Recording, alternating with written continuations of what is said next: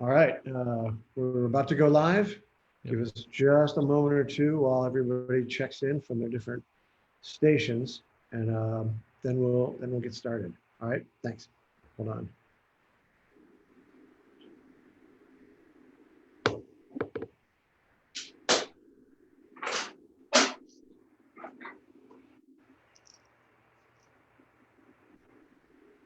All right, I've got it. Slight delay. She says this. I don't have it on here yet. You don't have that? Just look at it.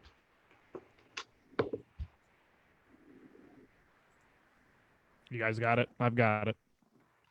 I don't have it so far. We don't have. Rich has it. Yeah, scroll down. It'll show up as a video. Oh, says sorry, we're having trouble playing this video. Give it a sec. Got it. Hold on, I'll be right back.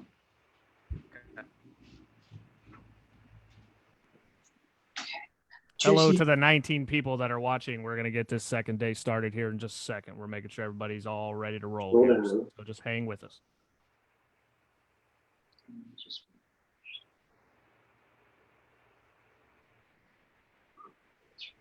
That's not.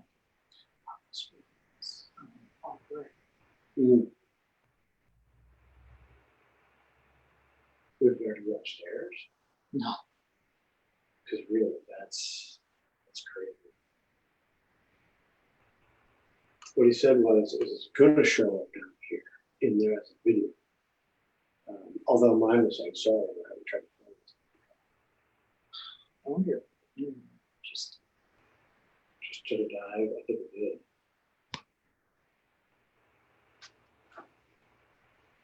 okay, slight technical difficulties. All right. Well, I don't know. I'm not seeing this. I think it's I've got it. We've got Garrett, Raphael, Scott King, Jamie, Baylor, Hey. Edith. Hello. Hi. Hello. Hi, Hey, hello, Garrett. Hey, everyone. Raphael. Can I reset the internet? Yeah. So, Rich, can you see me? Because we think it might be our internet is not right. Okay. Am I visible? Yes.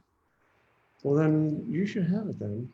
Why don't you have it? I don't know. I'm not getting it on. Our Facebook isn't showing it, so we can't see the comments. That's the problem. Because we Yes. got. Bear with us.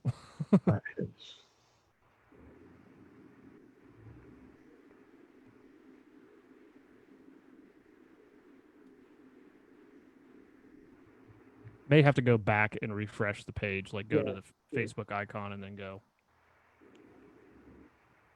Oh, it's work. That's working. Hold on. There you are. Okay. There's me looking like I don't know what's going on. So that's a good sign. All right, can you see the comments there, Vijaya? Well, she's going into chat. Because of the echo, she has to be in a separate room. Okay, here we go. Say play. Okay, I'm in. Thank you. Professional comic books. Let's go. All right. Welcome, everybody. Thank you for coming back for day 2 of Comic-Con at Home. Here for a live book signing at, at home. Vijaya's in my home here. And also, which way is that? Bartleby's home. We're going to be signing books, and we're going to prioritize people that said they were going to be watching today. So that's where we'll start. I also want to just a quick shout out to Rich Wagner, who's running this thing, and Tom Gott, who is following all the messages and the new orders, and to my wife and partner, Vijaya Iyer, who is going to be relaying your questions to me. So with that, Rich, We're good to I guess go. we're going to get started, right? Yep. Let me see what I can pull from the magic table. We have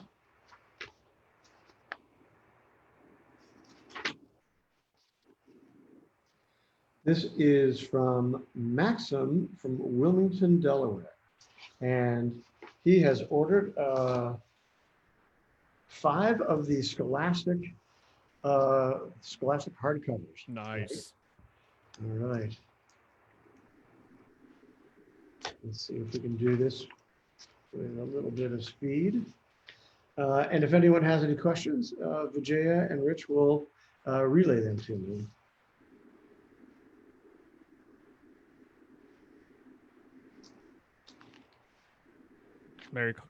Mary Walker Clark says good afternoon. Jamie Peterson, hi. Good Alex afternoon and Bales- hello. Balesford, sorry if I messed that up. Any news on the Netflix series, Jeff? Well, there's a little bit of news. We finally have, let me just get the spelling correct. We're going to start in April. I was supposed to, in the very beginning of April, fly out to LA and meet a lot of the animators, people who have liked Bone growing up. And we were really looking forward to it. It was going to be a little dinner, happy hour kind of thing. And then we were going to get started. Instead, that's, as you know, that's right when the lockdown happened. And well, it kind of put a delay on it. However, I have had a Zoom happy hour fairly recently with some amazing people. If you're familiar with some of the best Cartoon Network shows, Disney animation shows, and Netflix shows, I had all of them on my screen and we were all saying hello. I was so impressed to meet them. They were very nice and kind to me. And since then, we've kind of tied a small group together. And I'm not going to say any names because I don't want to steal Netflix's thunder. But we do have some people on board that I'm very, very keen on. And we're going to start. We're starting now. But that's a lot later than we meant to start. So there's news and yet no news. And can you see us? Are you in focus? Is that all right? Yeah, that looks good. Jeff, can you give us an update on Tukey? An update on Tukey. Tukey, as some of you may remember, was a webcomic I started in 2014. And I did a page, not very often. Maybe I might do one a week. I might do one every 3 weeks. I did about 80 pages.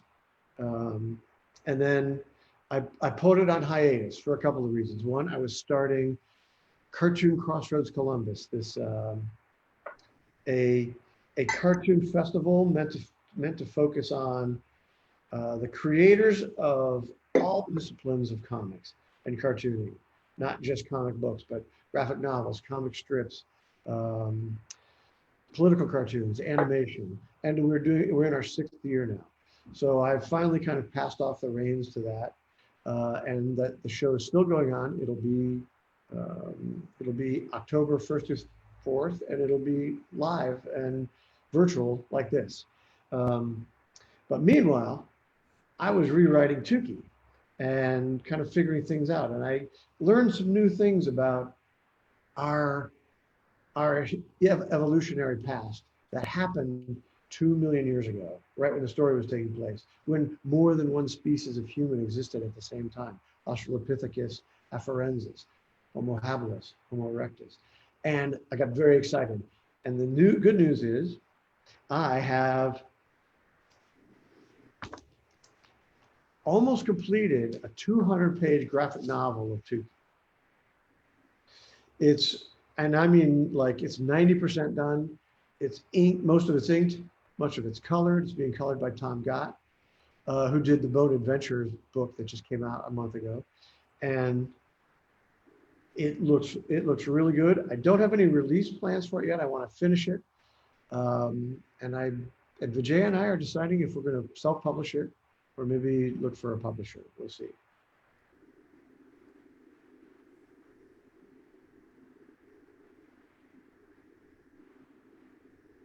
I grabbed somebody off the pile here who had 5 books and 5 different characters he wanted. You pick the hardest one first. Shia Anthony says hello, tuning in from India late at night. Where's Anthony? India. Oh my. Shia Anthony. Hopefully I said that right. Sorry.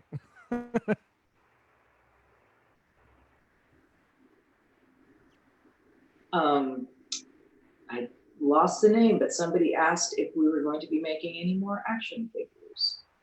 Good I- question. Any more action figures? I love the action figures we made in 1999, 2000. Those were really good. They were done by a company that the next year did all the toy merchandising for that god awful 2000 Godzilla movie, and they went out of business. So, but we did two series. We did one with them and one on our own. And I think from now on, toys will be done by Netflix, which are good at, they're setting up a merchandising line, and they're looking forward to doing Bone stuff. So we'll let them do that. Hey, can you see this okay? Yep. All right.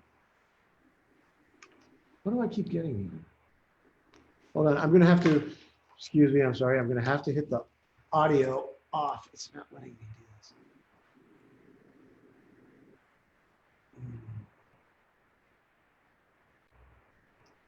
Is that okay? Am I getting an echo? Nope.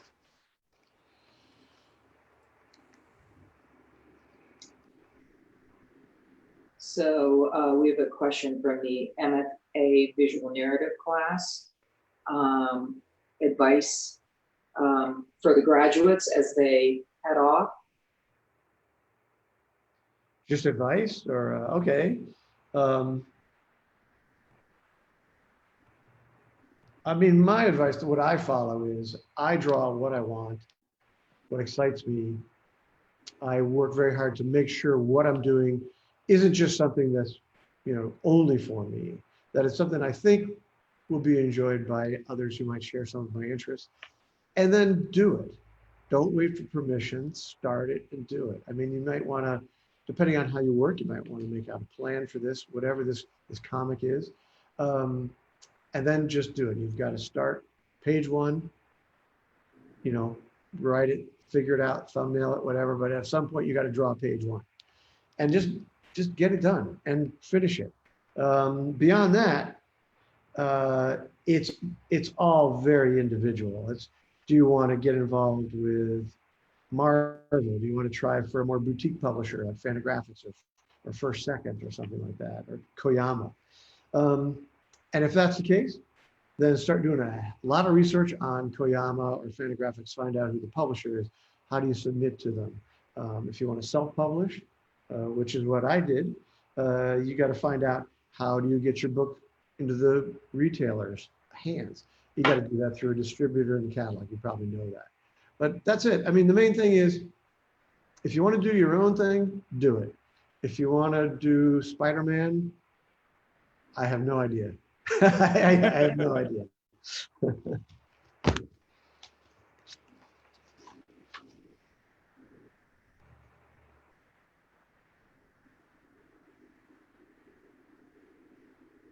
Hi, Jeff. Greetings from Germany. That's from Michael.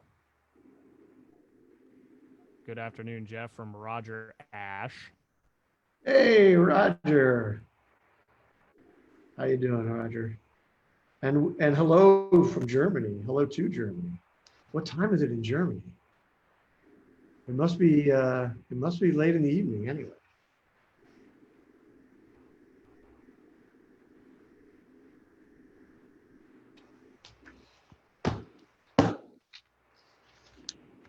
Yeah, I'm looking forward to the Netflix quite a bit. I've had a lot of talks with some of the people there. They are very much in line with what I'm doing. And in fact, if you watch a lot of the shows from the last, 7 or 8 years, you're going to see shows that grow with odd characters, but they start off a lot like Bone. They run through a series of stories that slowly begin to build together. Things like Steven Universe or Adventure Time or Over the Garden Wall. All these are very similar to the kind of storytelling I was doing with Bone. And so when I'm talking to Netflix, which is being run by Curtis Lee Lash, who was at Cartoon Network and is now over at Netflix, all the things that were a problem for me in working with movie studios are not going to be a problem at all working with Netflix. At least I don't think so yet, anyway. Right. Meaning, the main problem I had with studios, and it was with every studio I ever worked with, was trying to fit, this 1,400-page Odyssey, Lord of the Rings epic into a single hour-and-a-half animated movie. And I couldn't get anybody to just say, well, let's just do it in pieces, and it'll work, it'll be fine. Oh my gosh, is this thing still working out? Yeah, that's good. It's not affecting the picture though, right? Nope, you're good. Okay. That's not going to be a problem with Netflix because we're going to do it as an animated series. So we can develop it in much the same way it was developed in the comic, We'll do episode by episode and kind of build it up and add steam just the same way we would with, like I did with the comic book. All right. Very good.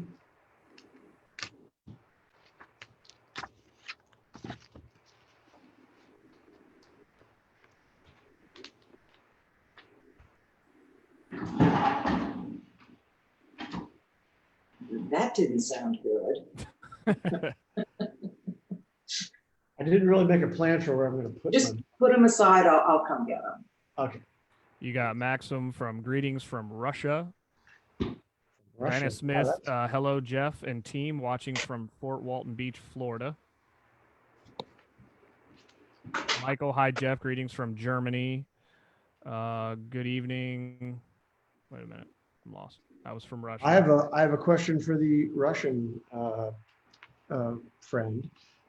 How much of the book is out? Have all the volumes come out yet? Because it's relatively new, but they could have had time to have the whole book. We'll check on that. So let's see, what's this next thing? Baylor Heath, what do you enjoy more, making bi-monthly issues or whole graphic novels over time? Well, I've done 2 series as issues, which was Bone and Wrestle. And I've done 2 kind of full graphic novels. Shazam, The Monster Society of Evil, although that was serialized, I kind of had to do it all up front. And then they released them because they knew I wouldn't be able to stick to a schedule. So they had to make me get it all done first. Then, and now Tukey, I've done the whole thing. What's interesting about doing it all at once with Tukey, even though I did like 80 pages of it on the web, now that it's a 200 pager, and I've gone back and I've used most of the artwork that I did before. I was able to save that. But I was able to make the adjustments that I usually made. For example, when I would collect like 6 issues of Bone together, I would make a lot of changes to the artwork and the story, fix things, tighten it up. Well, I'm getting to do that before I show it to everybody with Tukey. Nice. And I don't know, so it's all right. I kind of miss the feedback. There's good feedback on when you're doing it as a series. All right, so who's this now? This is Russell from Round Rock, Texas, who's getting, looks like a Bone, The Art of Bone from Dark Horse. And he has requested Bone as the Goon on a backing board. So we'll do that. Nice. Billy Tucci is online and he says hello. Hey, Billy, how you doing, brother? You holding it up?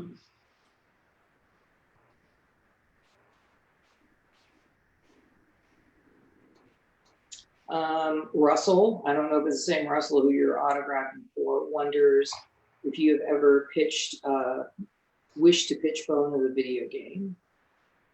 Well, it was a video game. Do you remember Telltale Games? They actually were very big before they went out of business. The very first video game they ever did was Bone. They did Out from Boneville, and they did a follow-up game, Bone the Great Cow Race. And it was kind of fun. I'm not really a gamer, so I don't really know from games. So I guess they were kind of fun.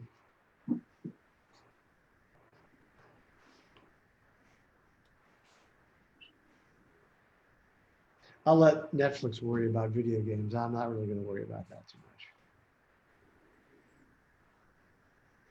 Oh, Steve Hamaker says, Oh, hello. that's Steve. Get him on. Get him on.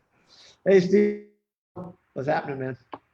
Steve, the colorist of Bone and Wrestle, and the cartoonist of Plots, which he explained to me is sort of a version of PLX, which is how people say please on mass video games or something like that. Great book.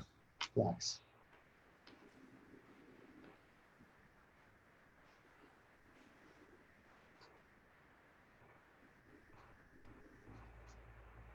We got Hal Bandit. Hi, Jeff. Will miss in-person CXC this year, but looking forward to seeing what's planned online. Who was it? Hal moved on me. Hal Brandit. Hal Brandon. Well, I understand, man. See you next year, 2021. Can't get here fast. Isn't this the Jetsons? What are the Jetsons like now? This is crazy.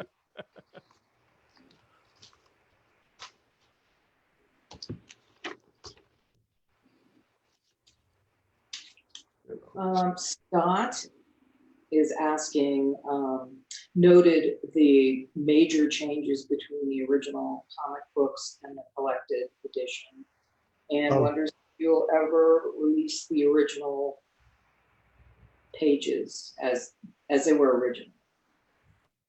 You are talking about Bone, I assume? From the comic books, yeah, from the comic Yeah. book to No, I mean, the comic books are out there if you want to try to find them.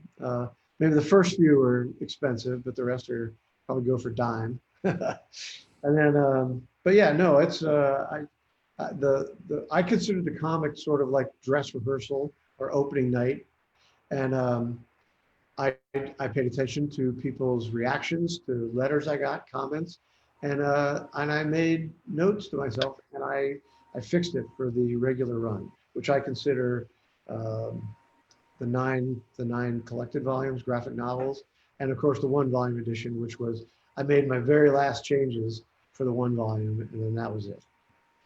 So I haven't gone back in, gosh, I can't do that math. That's like 16 years or something, whatever it's been.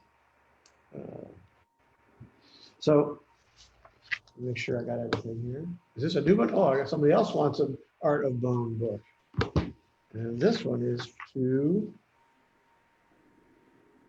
Sean in Riverside, Rhode Island. I do not have my best pair of glasses on. I'm squinting. All right, to Sean.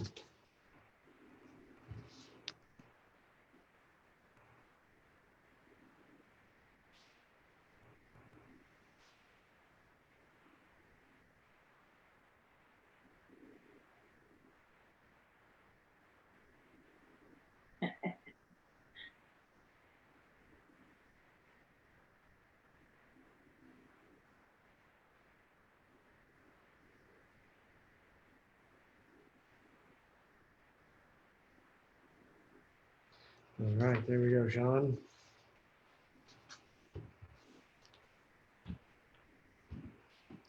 All right, Bartleby, he's just keeping me company. You got Brandon Yeti. I played the point and click adventure game. They were fun. They were fun. I need to turn my sound up a little bit here. they He were. just said he Thank played- you. Yeah, he said he just played it and it was fun. It was fun. It was cute.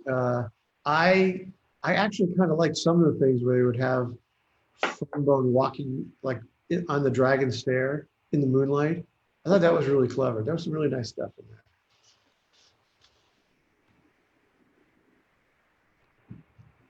there. Oops. All right, and this one, no dedication, just to say to a Bone fan from the beginning. And then he would like Thorn, Grandma, and a rat.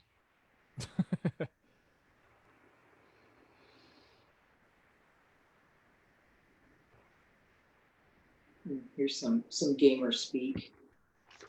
Oh, some We need plots. a bone from Jonathan. We need a bone adventure game. We need open world gameplay style, GTA, V, Red Dead Redemption. So why don't you go do that? You didn't say plots. Plots, Plots, plots, not you. plots.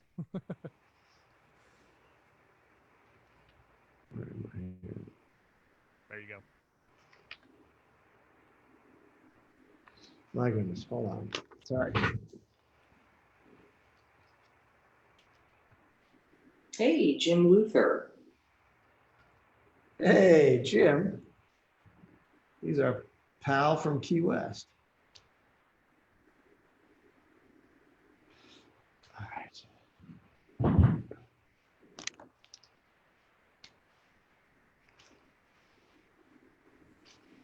It looks good.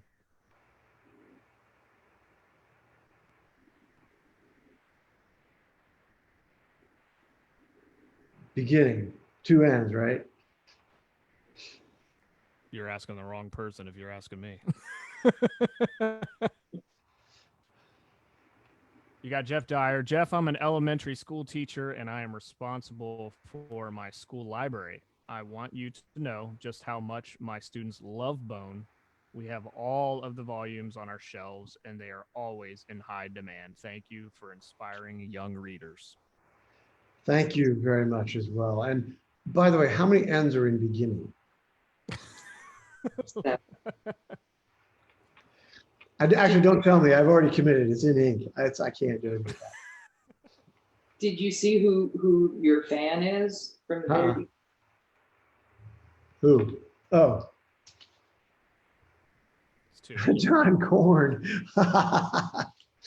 Don Korn, you have been a fan from the very beginning. I hope you're watching right now, brother.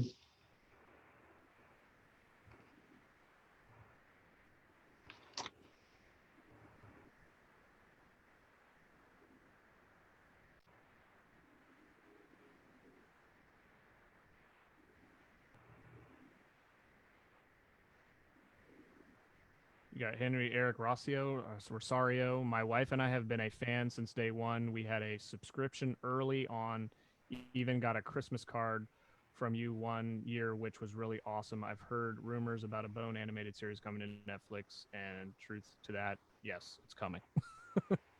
It is true, and we are working on it. And I feel like Netflix is putting a very good team together with people that care about Bone, they care about the animation in it, they care about the stories, they care about everything. I've had no experience in Hollywood like I have had with Netflix. And I can still go bad and I can still hate them, but not yet. So far, so good. So far, so good. Your cousin Sue says two ends, but it's too late. No, I got Oh, two you're ends. good. You're good. Thank you, Sue. I got it. Two ends. Thank you. And Don is online. And Don is online.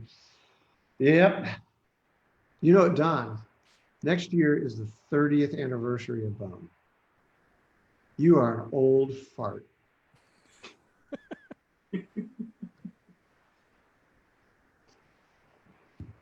Aaron Schwartz says, is there a backstory for Bartleby where he runs away from his parents after they cut off his tail before he meets Smiley? Well, not more than that. I mean, that's pretty much, that's all I've figured out. And I had Bartleby explain that. But that's it. Yeah, I guess he just didn't go for that and he ran away. So.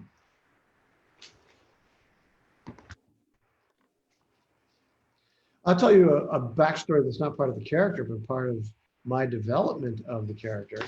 And that was Give me 1 second here. This is dedicated to James and Joyce. And they are from, oh, it got cut off, so I don't know where they're from. But if it's James and Joyce, I'm sure you know who you are. Yeah, so Bartleby, when I was doing that storyline, the Rockjaw storyline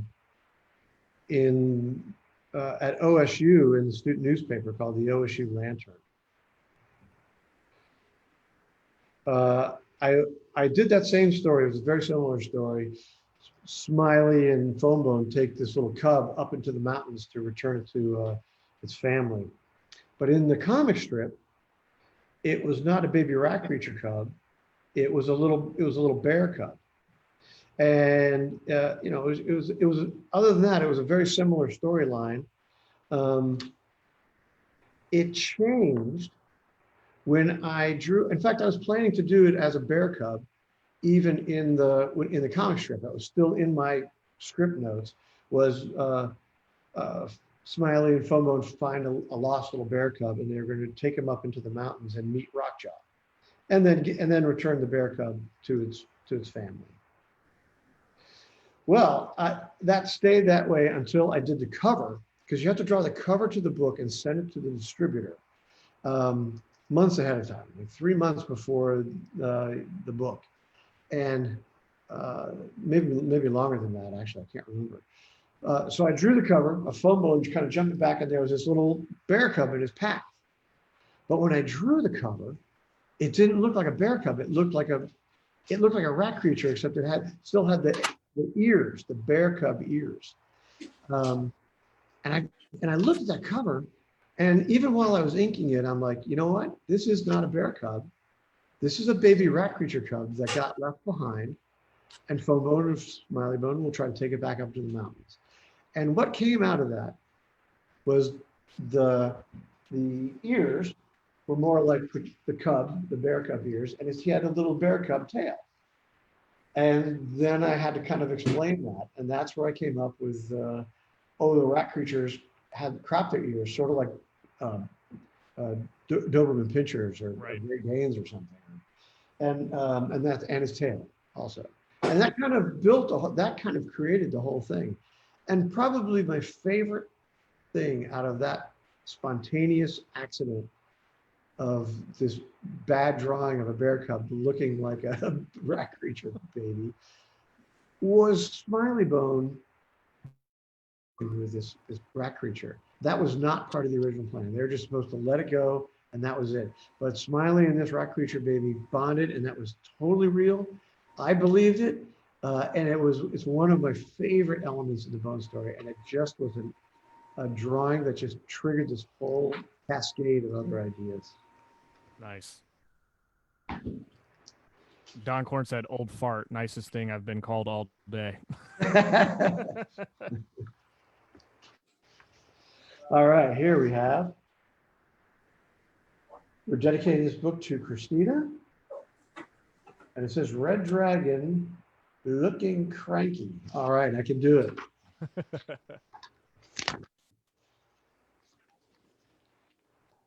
I misplaced my good reading glasses right before we came on. So I have my older ones.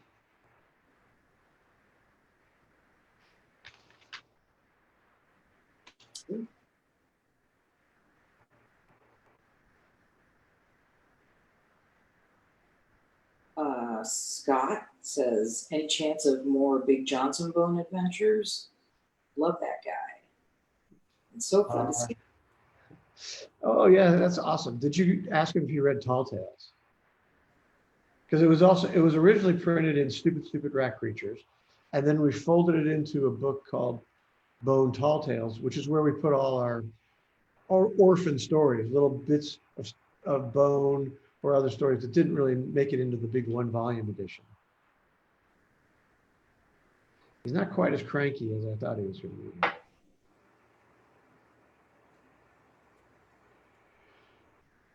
But yes, actually, we are working on something right now, but it's not something I really can talk about yet. But yes, there is a I will say there's a Tall Tales 2 in the works. You just made James of James and Joyce very happy. Oh, good.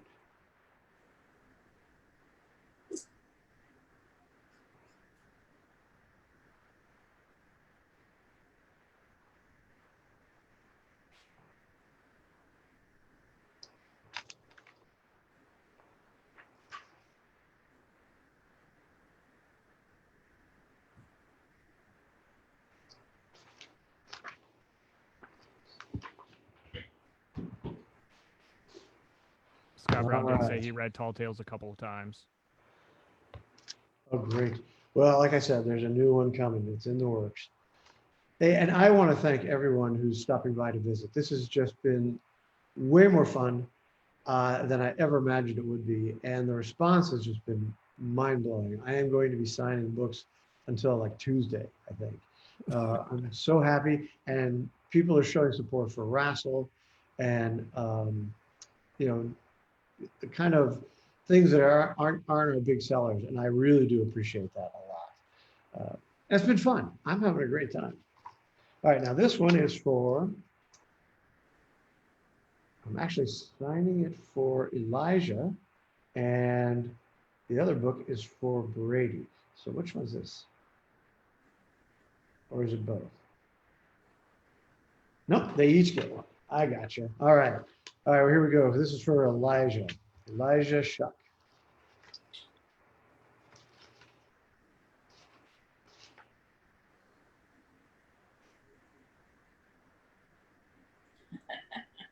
Well, we just, Mary has ordered a copy of Thorn, and it's on its way in the mail. And Jack is asking, what's the rarest bone item you ever produced? Well, I would say it was a copy of Thorn, which was which was something that Vijay and I self-published. It was a collection of comics from the Lantern, from the OSU Lantern.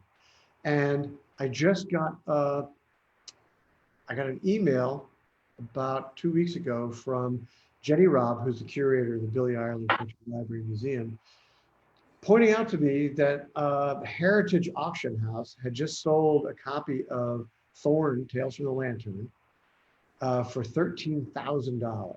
Wow. Yeah, wow. I'm like, I have one. Maybe $13,000, anybody? I would not sell it. I wouldn't sell it. I can hear through the airwaves my Tom Gott. He's like, sell it, sell it.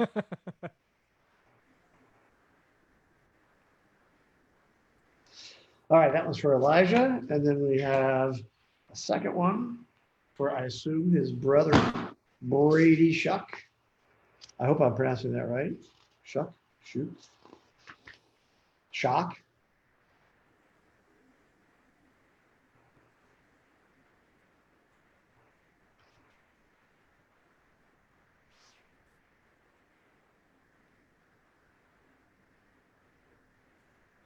Don had a memory. I remember 30 years ago, I saw a Bone t-shirt. I have already fallen in love with Bone and wanted one of the shirts desperately. Somehow I found a phone number for Cartoon Books and called to order one. It was so amazed. And when I realized Jeff had answered the phone and I was talking to my hero, you were very kind and chatted for quite a while. I always loved Bone. This made my day. Thank you, Don. It was great hearing from you, man. Oh, it's so weird. It's just so weird not doing any shows this year. It's odd. All right, here's an unusual one. We have a number of things. This is for Grace from York, Pennsylvania. And let's see, what have I got here? We got one color hardcover. Ooh, a plush set. Bye, Bartleby. Pack your bags, Bartleby. You're going to a new home. The cartoonist DVD, a T-shirt. These are all things I do not have to sign. The Rocks print. Very cool. And the handbook and Coda. I assume those are all right here. There's a handbook, Coda, but there's not much of this. All right, got it. I haven't figured out. But Jaya got switched over to reading questions duty, so she stacked all my books behind me there, which you can't even see all these. That's crazy. All right, here it is. The bone. This is a piece I made for a cover of the soft cover 1 volume edition. It's in black and white. It was a photo that someone at Cartoon Books took at Old Man's Cave, the real Old Man's Cave in Hocking Nice. Hills, south of Columbus. And I just kind of copied the rocks and the trees and then added foam bone into the picture. What was fun about this was that for years, I couldn't find this rock outcropping again. I kept looking for it. I thought I remembered where it was, and I just couldn't ever find it. Well, about a year ago, I found it. And the reason I couldn't find it before is that I flopped it. So it was actually the other way from reality. It was like a mirror image of it. Not even a mirror image. Yeah, like that. And so then I found it. And then I took a picture of myself sitting on it, which we're not technologically savvy enough to have that kind of stuff set up. I should have thought about that. And this is, now what was her name? Let me get that real quick again. Grace. Right, Great Grace actually just commented, I may have gone overboard in what I purchased. Too late. No, I think I think this is great. They're small things. You did get the big 1 volume. That was a biggie. No, I hope you don't think you went overboard. I hope you enjoy all this. You're going to love Bartleby. I know it. He's impossible not to hug.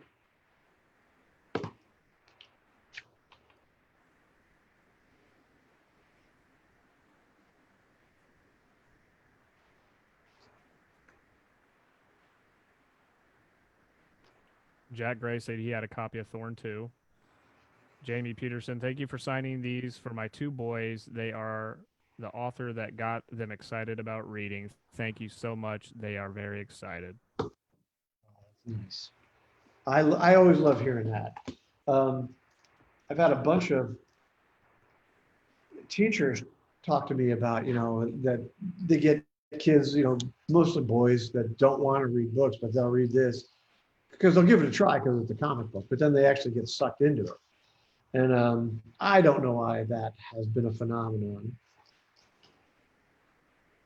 I didn't write it that way. I didn't even write it for kids. I mean, in the 90s, in the 80s and 90s, there were very few kids reading comic books. There were very few women. I mean, there were women and there were kids, but there weren't too many. And so I was really writing Bone for people who, I don't know, I thought would be like me, people that are, grown up but still like Bugs Bunny, still enjoyed, getting out a copy of a Carl Barks Uncle Scrooge comic or something.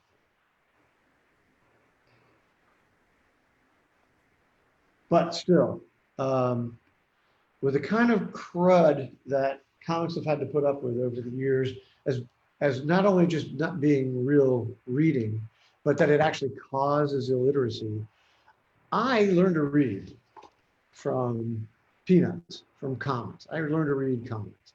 And I bet you 99% of the people who are watching this Facebook right now also learned to read from comics. Yep, very true. So it tickles me when people say, their kids have learned to read from Bone. It's just that circle coming back. It's me paying forward. All right. Thank you, Grace. I appreciate that very much. I hope you enjoy your new Bone collection. And I know you're going to love the plush. I gotta stop. Vijaya. Don't tell Vijaya. I keep rubbing the marker on her fancy table here. Hold on. I gotta put something down so I don't do that.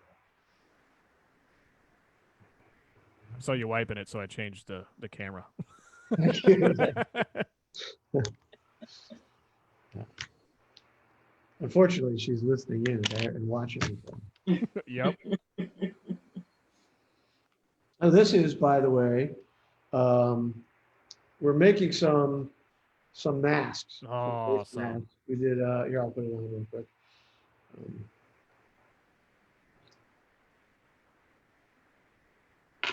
We did, we were sent by, I forget who sent it to us. It's a company that, like our insurance or our health company. They sent us like a bag of 50 of them for our company, but we only have 4 employees. So we're going to take these, and we all have our own masks. So we're going to take these, and we're giving them to who was the first 50 people to sign up for this this event. And those will be going out next week. That we've had way more than 50 already. So I think we're in the, I don't even know, but that's what they look like. Let's see, here we go. Steve Hammaker said you did flip that photo. Did Steve, did you take that photo? I can't remember. I think Steve might have taken that photo, and I did flip it. This is to Diego. Vijay, is there anything about, was I supposed to, oh, gotcha, I remember. So Diego, this is Diego from Milan, I think. Where did that go?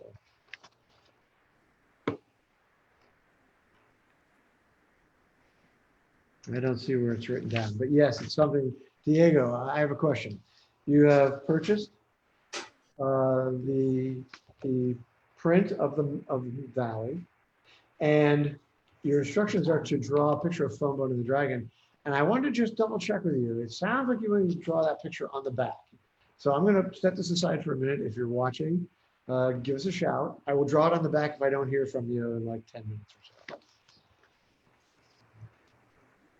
That's this one. Right? That was this one, yes. Unless that one had, hold on, wait a second. Does this have print on the right?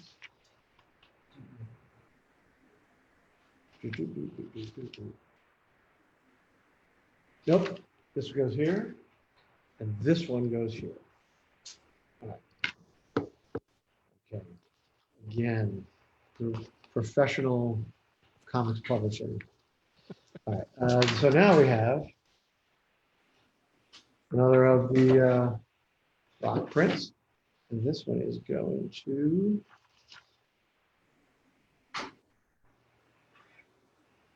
Saskatchewan. Oh. James is Saskatchewan. Very interesting.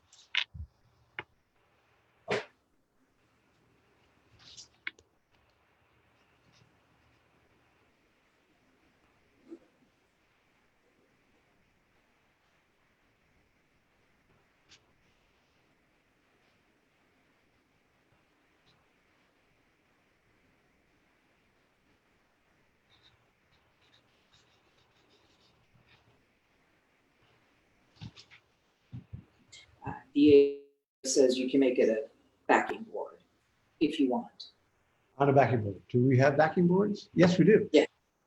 All right. All right, so Diego, you're watching. All right, man. Are you in Italy right now? Or are you nearby? Because it doesn't really tell me. Yeah, you must be. You must be, because we're sending it to you there.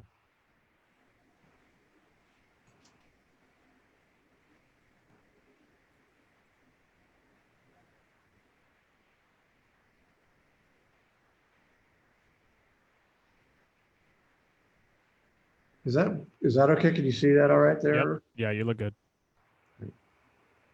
Raymond said, I remember the first time I discovered Bone back in middle school. It brought me endless joy. Your books changed my life, man. Thank you so much. By the way, excited for the face masks. Laugh out loud. Bow, bow, bow. Well, thanks, Ray. I appreciate that.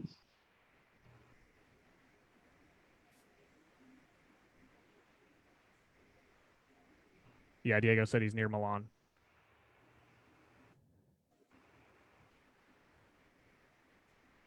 Steve said, "Greetings from Chicago. I love what you've done with your treehouse exhibit." That's Steve. Darnell. Treehouse exhibits. It was an exhibit that we made for The trilogy store? Steve Darnell. My treehouse exhibit. Steve Darnell, oh my goodness. How you doing, man? I'm still getting my nostalgia journals in the mail. Kathleen and I fight over them.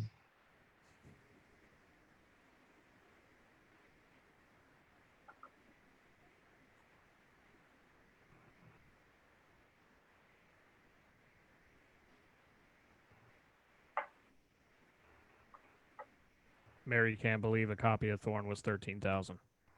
We got ours for 100. Yeah, I who knows what happens at auctions? People get excited.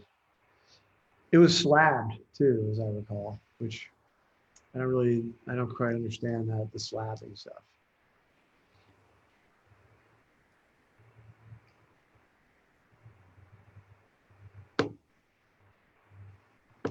For Diego. Yep.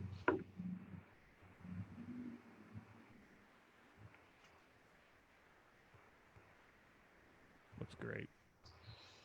All right, there you go, Diego. There your Valley print and your phone bone of the dragon. All right. Oh, here's a fun one. All right, this was Beautiful. let's see, yeah. So this piece of art came from, I did this piece of art very, very early on, like maybe in 1992, just black and white. And it was a fundraiser. I sold like a limited edition of them and was trying to raise money. It was sort of like an early Kickstarter, a homemade Kickstarter, and raised enough money to like keep going basically until it actually kicked in. Recently, we revamped Boneville.com and Tom Gott colored this. And this is now the what you see when you land on Boneville, this picture. And it looks really nice. I love the color on it. And he made it into a little limited edition canvas thing, which again, I like that. All right, so what's going on with that? Two-Pat, Red Dragon, and Ted. Oh, and wait, Two-Pat with a Red Dragon and Ted on a backing board. Got it. Okay. All right. Well, I'll sign that just for fun, because I haven't done it yet.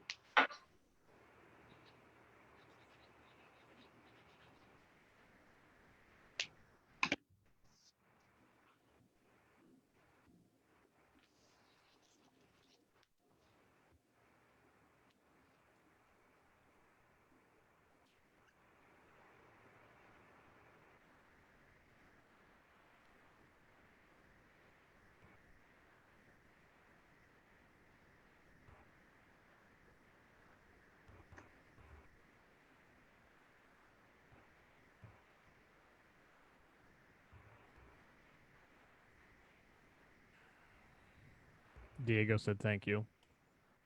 You are welcome, friend.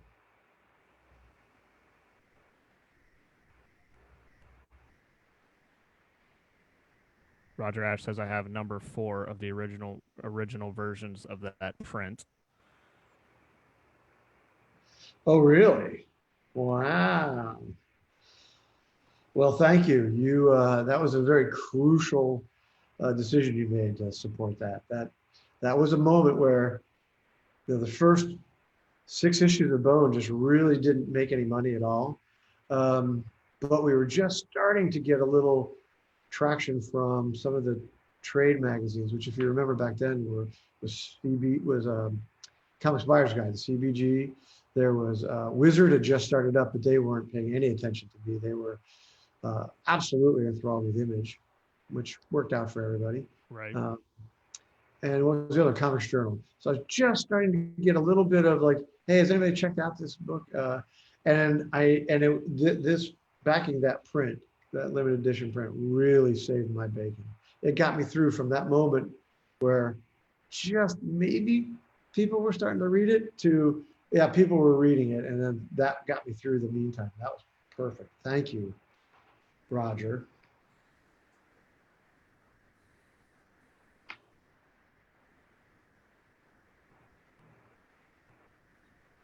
Mike White said it's amazing watching Jeff draw straight to final without any rough drawing. Hashtag skills to pay the bills.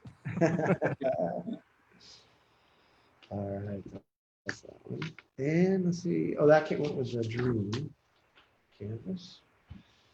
Anything else And from up I there? just wanted to say some people are asking if it's too late to order stuff to get signed and sketched. And it is not. You can go to boneville.com and order merchandise through Sunday. And Jeff will autograph it and personalize it as long as you tell people what you want in the comment. What was the In the order comments, you can say what you want. Yeah. right order comments? And if you're international, write to updates@boneville.com. We'll get you a shipping quote. I'll just reiterate that. Yes, it's not too late to order, and it's not too late to get it signed. It might be too late to see it get signed live on the air. But yeah, our con specials on boneville.com are going through Sunday at 5, which is when the Comic-Con convention would normally close. And you have up until 5 o'clock on Sunday to place an order. And in the order notes, put down, who you want it dedicated to and what character you want. And I will sign them all early next week, and we'll ship them out after the con. All right, so here we go. We've got this. We haven't had one of these today. This is Smiley's Dream Book.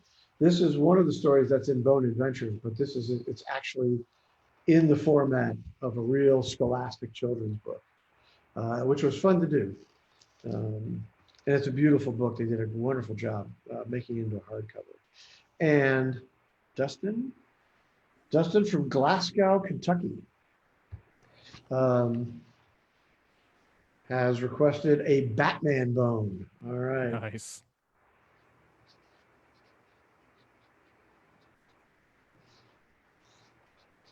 Raymond wants to know if you've ever thought about getting bone hand puppets made. I think that'd be pretty sweet. I think that would be super sweet.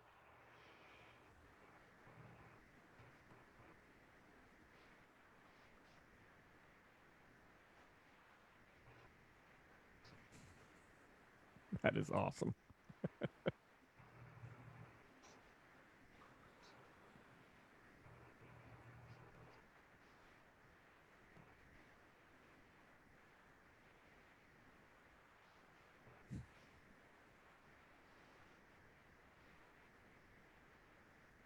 I'm totally jealous of Dustin right now.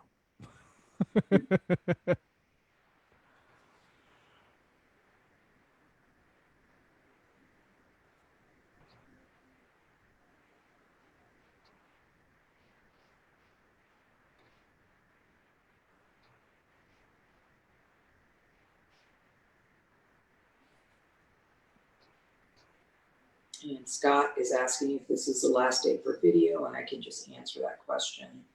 Jeff will be doing a signing tomorrow again at 2 p.m. Eastern time.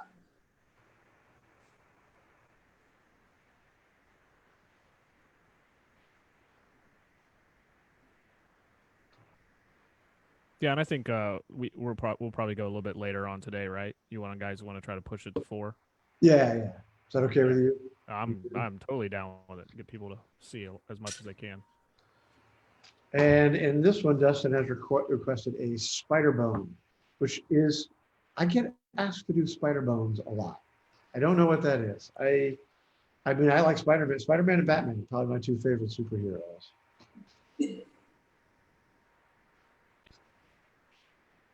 And we have a question from Jesse Camerood.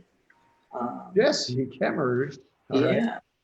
Is Smiley or any of the bones, for that matter, influenced by anyone around you? Smiley has always reminded me of Jim in a lot of ways. Jim Kemmerud, Jesse's stepdad, was my best friend from the 3rd grade on, was my partner in an animation studio, and is a director and storyboard artist. Has worked at almost every studio. Yeah, I'm sure Jim would love it if I said Smiley was based on Jim. There are 2 things. I mean, Jim has kind of a grin sometimes. Yeah, Smiley was an amalgam of yeah, some friends of mine in school growing up. Jim was one of them, but also Vijaya. A lot of Smiley's best lines came right out of Vijaya's mouth, and she wasn't being funny. Sorry, Vijaya.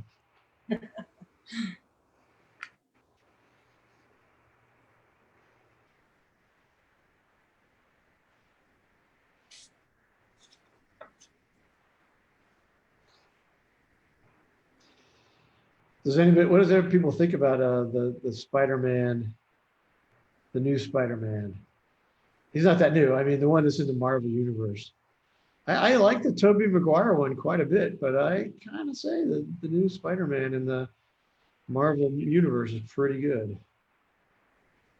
Yeah, that last Into the Spider-Verse animated movie was pretty sweet. Oh, Miles Morales. That was great.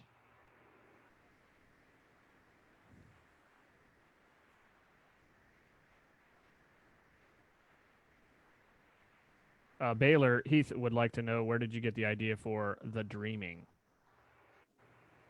Well, I was really interested in the subconscious, and I wanted to have something in bone that kind of represented the subconscious, or maybe more importantly than that, just the universe that we can't see.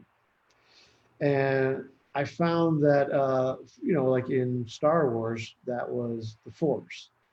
And I was like, I wanted to understand that.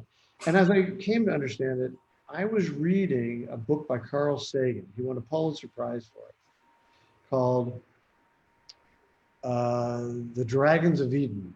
And it talked about how during evolution, our consciousness came to different levels. The earliest stem of our brain, it was the reptilian brain.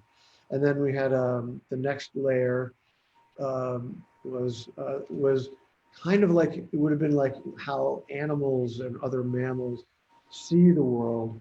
And he postulates that this is the layer, the brain before the wavy stuff that looks like macaroni, the gray matter on top. Before that evolved, we would have seen the world, he suggests, in the same way that we see the world in dreams. We didn't quite have that clarity that the last layer. I'm embarrassed that I'm not saying it. Somebody tell me, what is that layer of brain called, the wrinkly one? It's just on the tip of my tongue. But that's where the idea for the dreaming came from, was that we all shared that stage of evolution, and that we dipped back into it to refresh at night and to ease our the busiest part of our waking lives.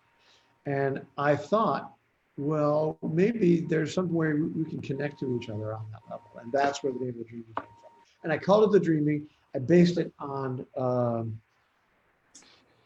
the Australian Aboriginal dream time. And it was only later, I hadn't read Neil Gaiman's Sandman until after I got into comics and I actually met Neil.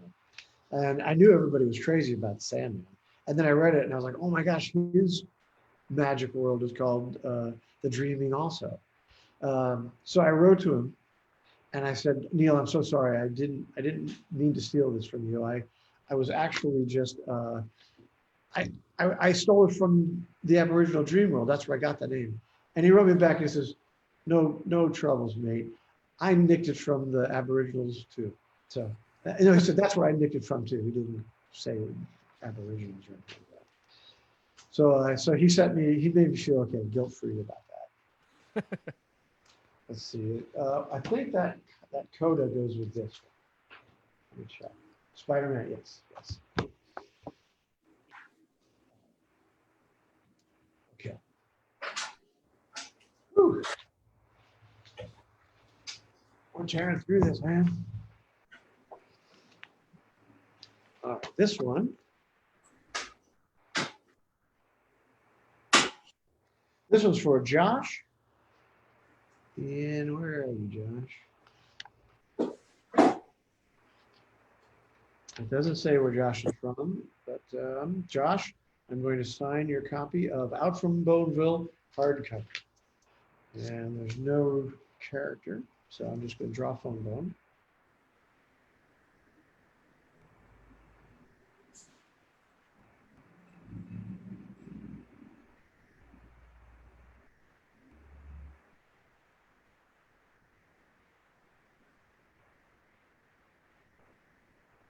Sean Connolly says, I think you should look into making a Boneville bourbon.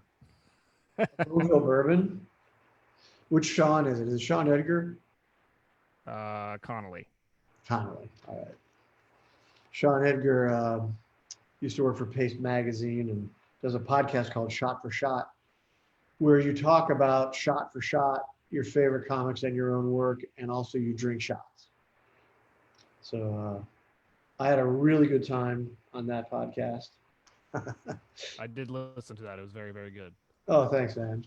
But thank you, Sean Connor, for suggesting that. I might look into that. You don't have to brew bourbon or anything, do you? Distill it, actually.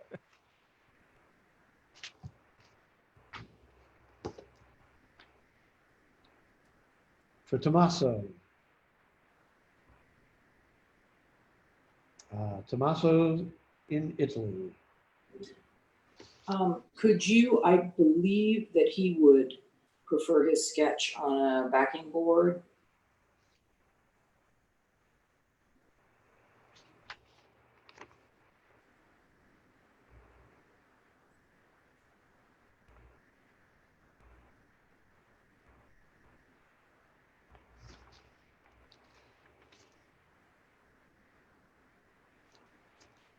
Tommaso is here saying hi.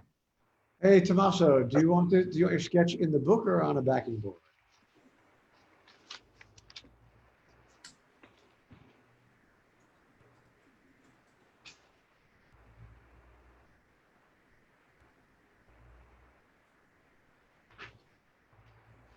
I don't see anything on the notes, Vijaya, saying backing board. So I'm going to go ahead. He's saying, if it is possible, please. Which way you want it, buddy? Do you want it on a backer board or you want it? I think that many wanted it on the backing board. Okay.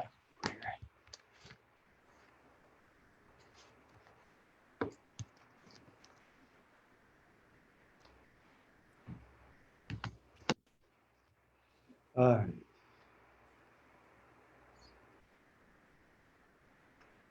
On a separate paper is what he said. So Yep. backer board, yeah. Vijaya knows. Why do I ever question her? Sean Connolly says, no, I don't, but I would buy it.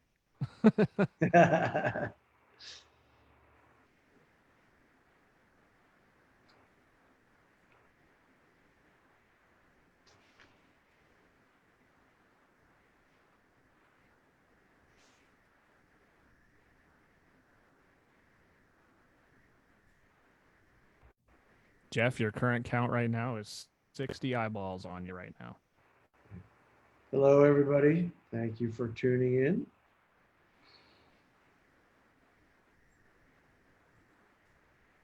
Theodore Pfeiffer, I want to thank you again for signing my books yesterday. Reading Bone had really made an impact on my life, Even years later, I still get the same feeling of joy when I first read the book in middle school.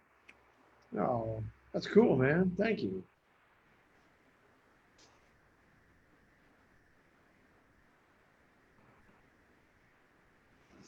That looks great.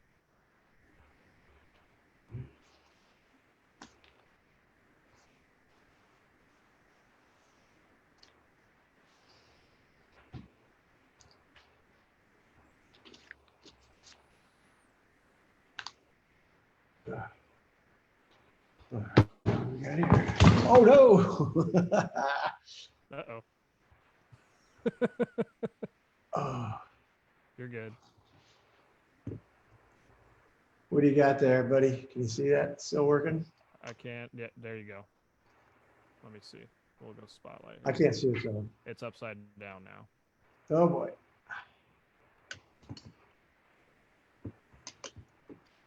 I'll keep watching it. Oh, I see.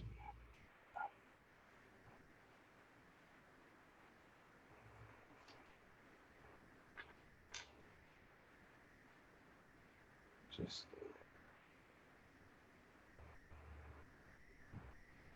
very delicate, this, our fancy equipment.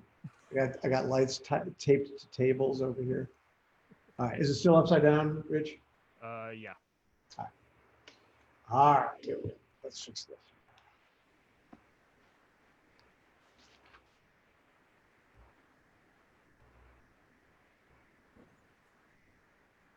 What do you got? I can't see it, Rich. Put it on my screen, please. Yep. All right, this again. Huh?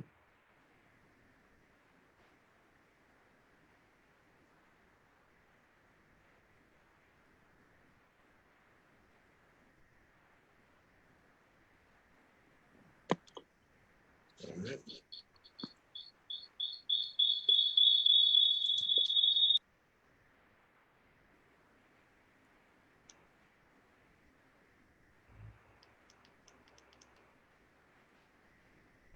Is it okay now? Is that echo gone? That's feedback? Yeah.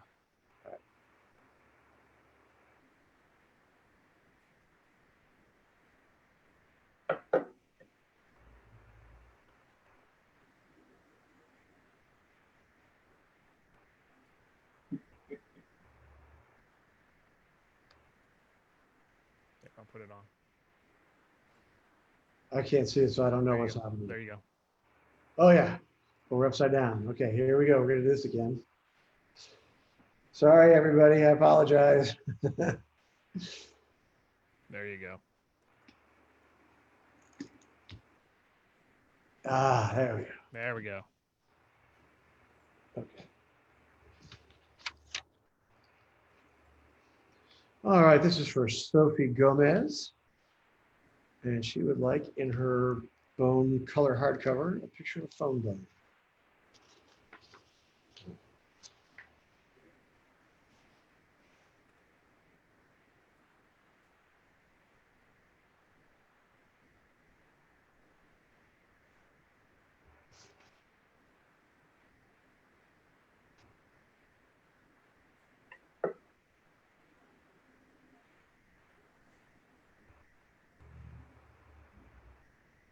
Yeah, it looks good.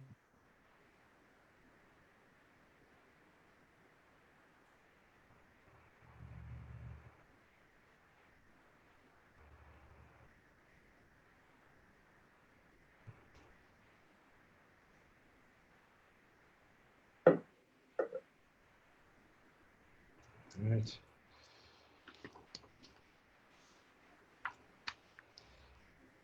The next time I throw this down on the table, I won't do it quite so rough.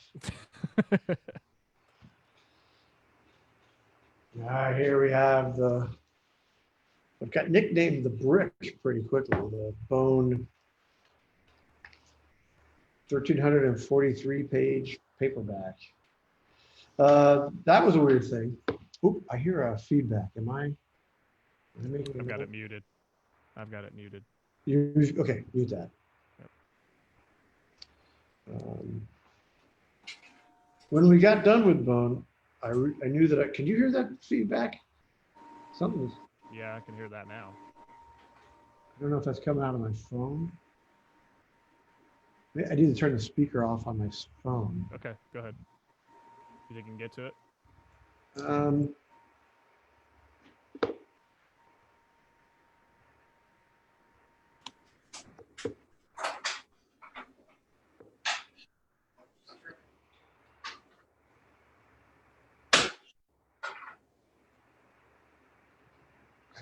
I think I got the clamp is on the speaker. So now I got to do this all over again. Please hold during the technical difficulties. So that's got an X on it. That should be nothing here. Hello, hello. Here, I'll put it up for you.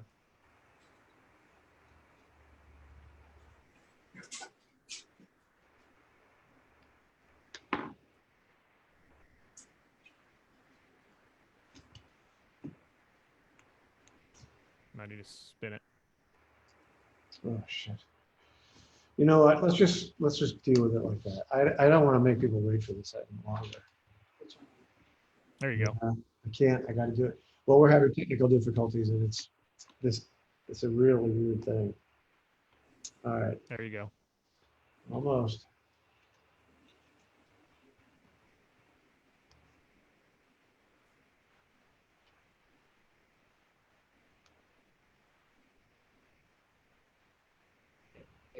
There you go.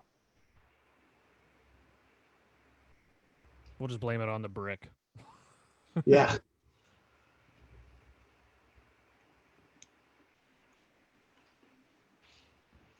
Oh my goodness. Okay.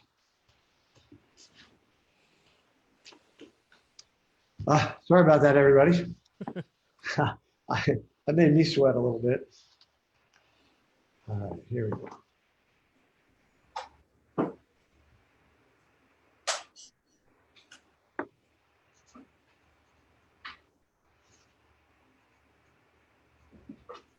Raymond said, no, that's what we call an oopsie. Yeah. That was a bit of a oopsie. Tim Fielder said, hey, Jeff, just so you know, I'm actually drawing you now. I find it oddly relaxing. I'm a little worried about that.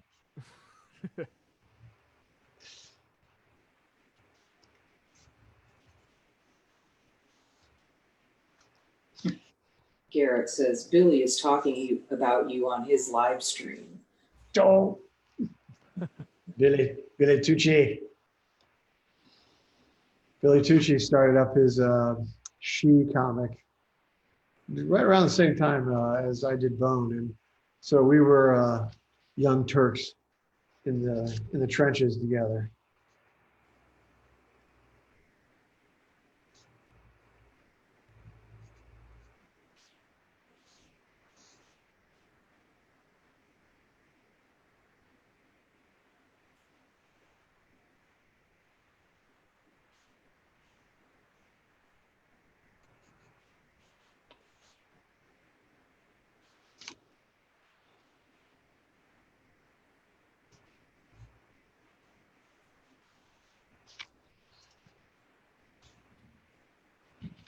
All right, let's see if we have something fun on back here. Oh, this is kind of fun. These were, this was a piece of art I did like in 1994 for a wizard card. We later reused it on the lunch boxes. And I was just sitting around, and Tom, who's, like I said, coloring Tukey and some of the new Bone Adventures, he colored this, and I just dug it. It looks like there's another one. Where's it? Hold on, I'm going to run and grab it. It's just right over here.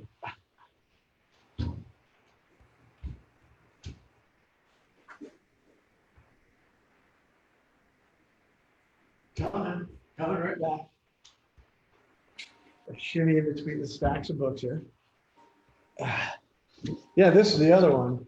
He made these two crazy like prints, and they just struck me like something I would have bought, like a Marvel pinup kind of thing, or a Marvel poster that I would have had back in the 1970s. So I called these the groovy pinups. I'm covering up Fomo's face, but I just thought they turned out really well. They're just really fun. Anyway, somebody got one here. Does this belong to anybody? Oh, the other one. Oh, that one. Yep.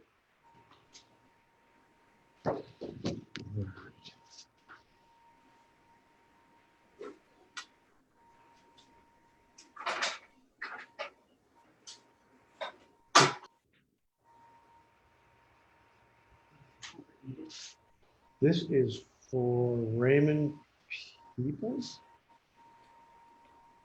Raymond Teeples. And I think he wants signed print. Phony Triumphant. Oh, is that up for someone? That's the one where Phony's up on the. I think there's one there. And a foam boat on a backing board. All right, that we know how to do.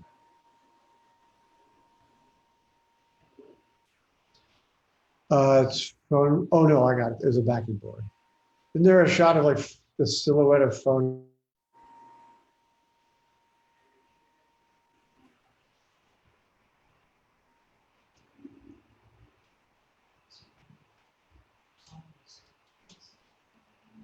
Well, we can get one, and I'll throw a signature on it later. Yeah, he's on.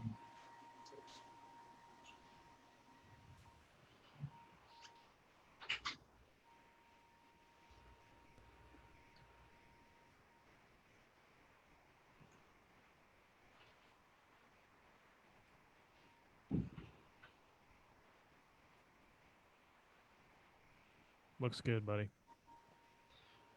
Nice, we're getting there.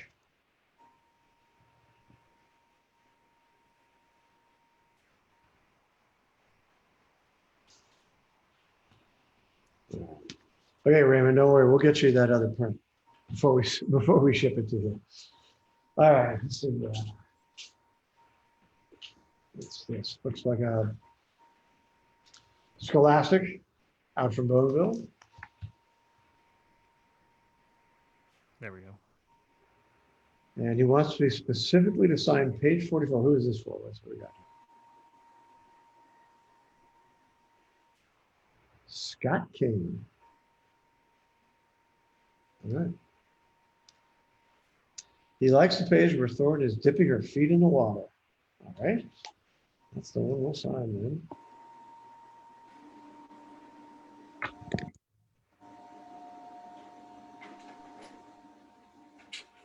Are we still hearing some feedback? I'm hearing a little bit. Yeah, a little bit. Sounds like a fan running.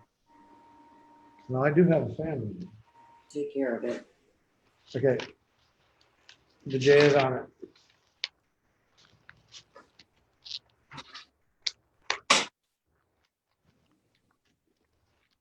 On to Sharpie number 2. Yeah, we're at one Sharpie so far today. Or probably that was yesterday's too. Did that help? Yeah. All right. The J. Tech support from India. No, I hear it again. Let me see here. Are you okay there? I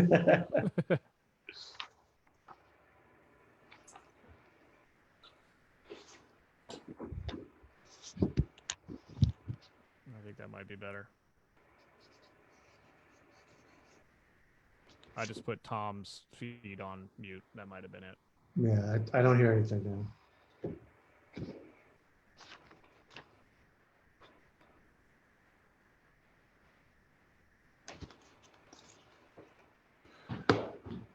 All right. And we're making pretty good progress here. Yeah. Okay, so Henry Rosario, hopefully I'm saying that right. My introduction to Bone was through Hero magazine, and it came bagged with a Bone ash can that my wife quickly confiscated. I brought her anything I could find Bone related. That's awesome. That was that was Hero Illustrated was sort of like a response to Wizard magazine. Yeah. It was very similar. It was very slick. Had a slightly greater, more focus than Wizard anyway on independent comics. And they asked me to do a Christmas short story with the Bone Cousins, and they would make a separate little comic giveaway that was like bagged in with the magazine. That was pretty cool. It is, and I actually planned it out in 1993 or 4, whatever year that was. And I knew that the story of Bone was going to take place over the course of a year, that they would get run out, and spend the winter in Boneville, which I wouldn't focus on, in the valley. And then the Great Cow Race takes place on the vernal equinox, the first day of spring. The Dragon Slayer scheme where the phony catches the dragon, but Thorn shows up right at the moment, takes place on this summer solstice, first day of summer. And then the autumnal equinox, which is very close to Halloween and the blood moon, is when the hooded one captures Phony and is about to sacrifice him.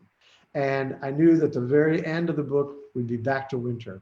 So I decided I would do a little holiday story that would take place at the very end of Bone. Yeah.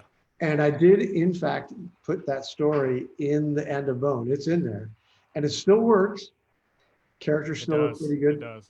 The only thing that's different is that I didn't know when I did that story that Bartleby was not going to be a bear cub, it was going to be a rock creature cub, and that he and Smiley would love each other so much that they would go back to Boneville together.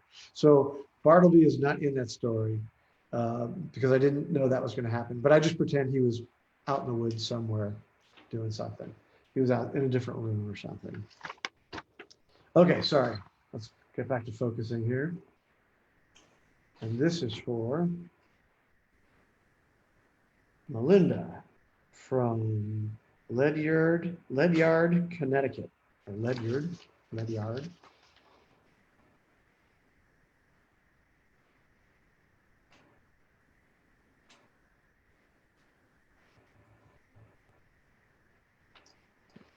And Move it over just a little bit there, Jeff.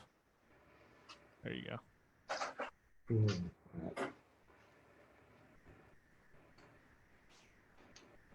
Colin said, I remember back when Bone came out, I was a part of a small press indie comic scene, which was made up of supposedly scary punk rock inheritors of the rebellious tattoo breaking spirit of underground comics. We were all into Bone. What was the name again? It's Colin Upton. Oh, Colin Upton. Oh, yeah. Yeah, there was definitely, there was the underground comics, and then there was a transition of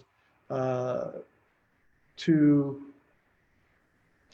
the indie comics, really, or the alternative comics, depending on what you want to say. I'm drawing a picture, Melinda, here of the Valley. I don't know why. Looks totally planned.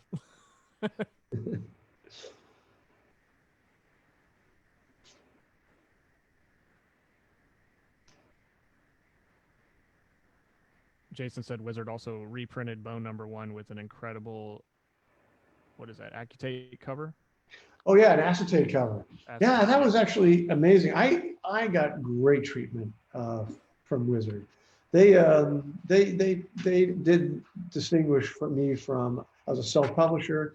I was doing something that looked like a kid's comic, but they treated me just like anybody else. And I got a lot of people still come to me today and say that they discovered Bone through Wizard, or through Hero, or through Disney Adventures Digest. But what he's talking about is they reprinted Bone #1, but I was able to redesign the cover with an acetate over there, like an animation cell. Oh, and yeah. I did. It was very complex. It involved.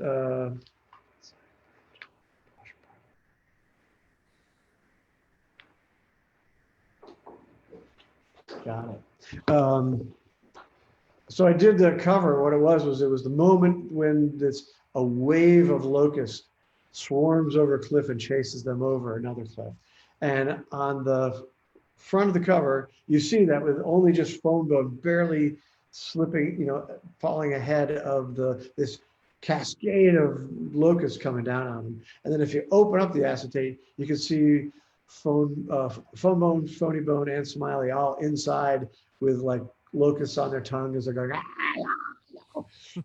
It was a very tricky cover to do. It was a lot of work, but it was a lot of fun too.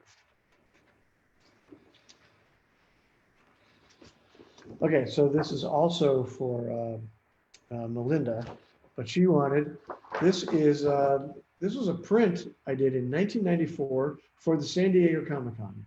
they used to have something, a book expo to open up the show. And it was like mostly for retailers, and all the retailers would have got one of these. So this is a kind of an unusual, weird piece. I've used this art on other things, so you may recognize it. But this is an actual original piece from 1994 that we were selling as a con special. Nice.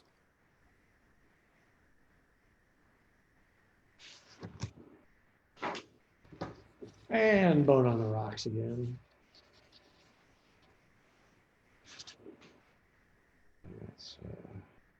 And a Bartleby.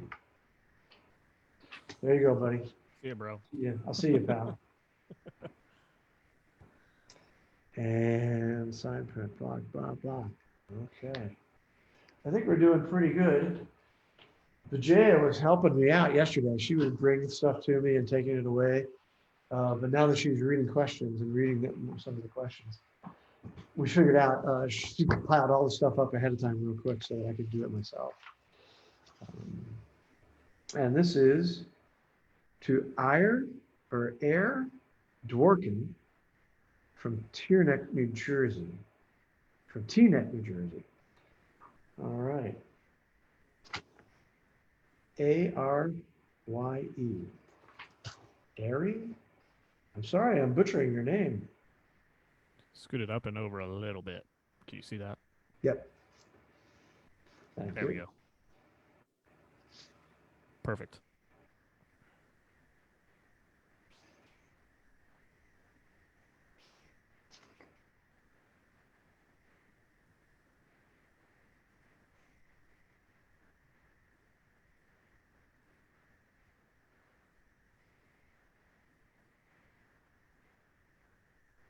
It's pronounced Arye. Arye. I like that. Very cool.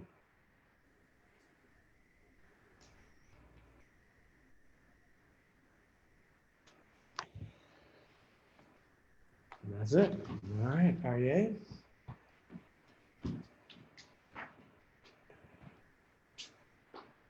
All right. Set of the paperback Rassles. Nice. These are cool.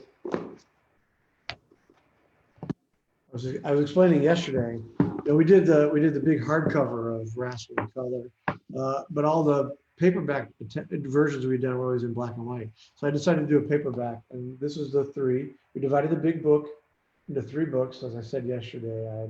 I'm just into trilogies. I love trilogies, so that's why we made it into 3 paperbacks. A little easier to hold. I mean, The Lord of the Rings is a trilogy. Star Wars was a trilogy. How can you go wrong? And where is the, for Robert in Porter Ranch, California.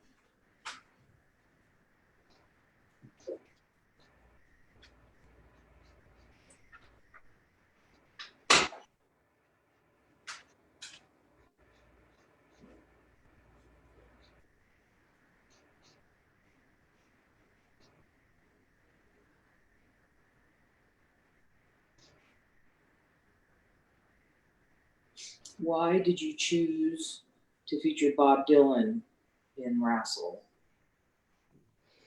Well, I needed someone who everybody would know, because what I was trying to accomplish with putting that scene in Rassle was that he was on a parallel universe but didn't realize it. So when he goes to the jukebox and he starts to play a famous Bob Dylan album, Blonde on Blonde, it's not by Bob Dylan, it's by Robert Zimmerman, his given name, his real name. And I just thought people that would get that joke. And I was going through a real Dylan phase too, where I was just playing a lot of his music the time. So it was kind of fun to do for me.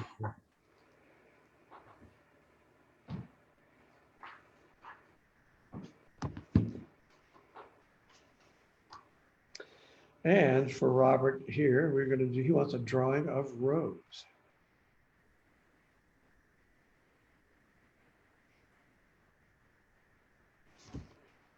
There you go.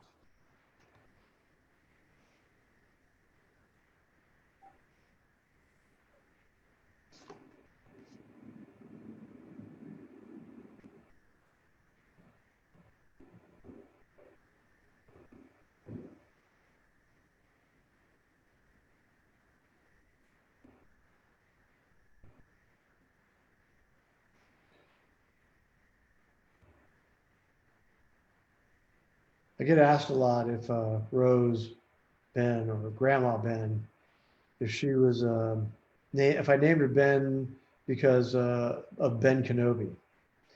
And I didn't.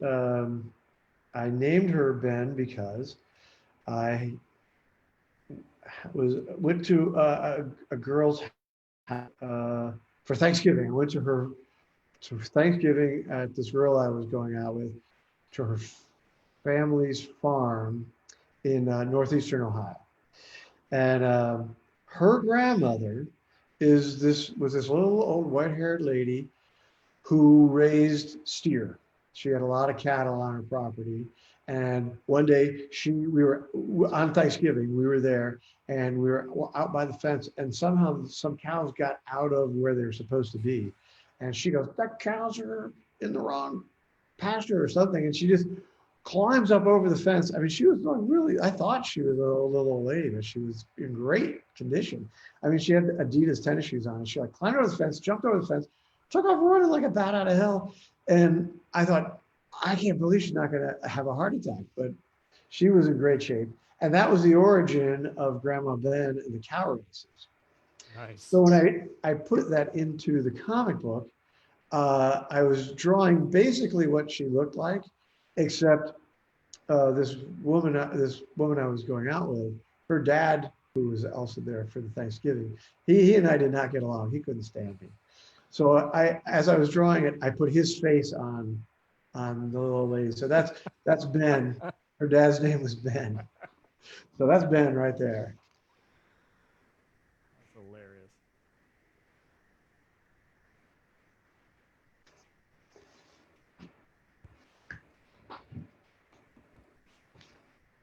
Holy cow, we are doing great, guys. We are Yeah. doing great. We are going to get through this. Jack Gray said, "Jeff, is there a reason why the shadow of the O in the Bone logo is different than the O letter form?" Not really. This logo was designed. The inspiration was really the original Mad Magazine logo, the one when it was still a comic book. That it was designed by Harvey Kurtzman, who is one of in my pantheon of heroes, and it was just meant to have that kind of like weird kind of shape.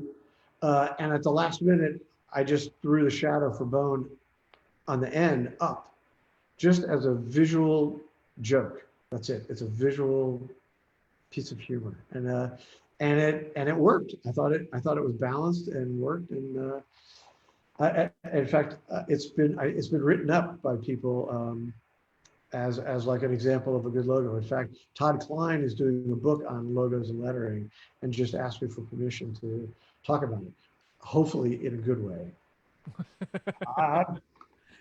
So let's this is for David in Greenbrier, Arizona. Okay. Oh, but he wants it for David, and he wants a phone. All right.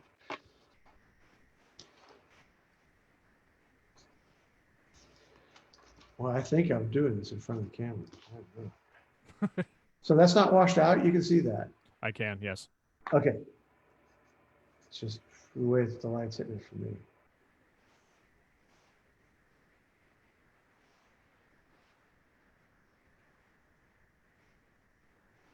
Thomas James is asking from a previous comment from Mary Walker Clark. Will you ever draw Foam Bones map?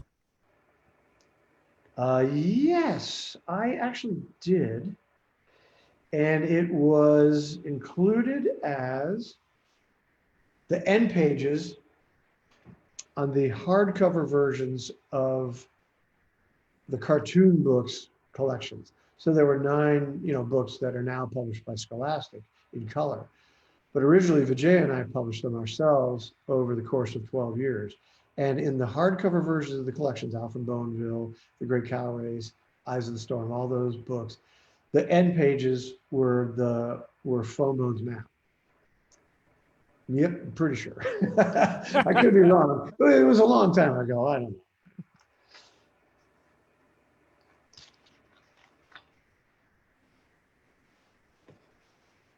But thank you for mentioning that, because we're doing a 30th anniversary project that we hope will come out next year, about a year from now. And we're trying to think of things. It's going to be an archived edition. It's going to be an oversized version of Bone. It'll be like 10 inches tall by 9 inches wide. It'll be the largest we've printed it in color. And we're going to put archival stuff in the back. And that is a great idea. We're going to do that. We're going to put a Foam Bones map in there. Thank you, Grace. All right. What we have here. This is Craig Jones in Little Rock, Arkansas.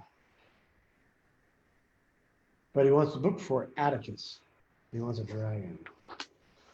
All right, very good, Craig. We'll do this for Atticus.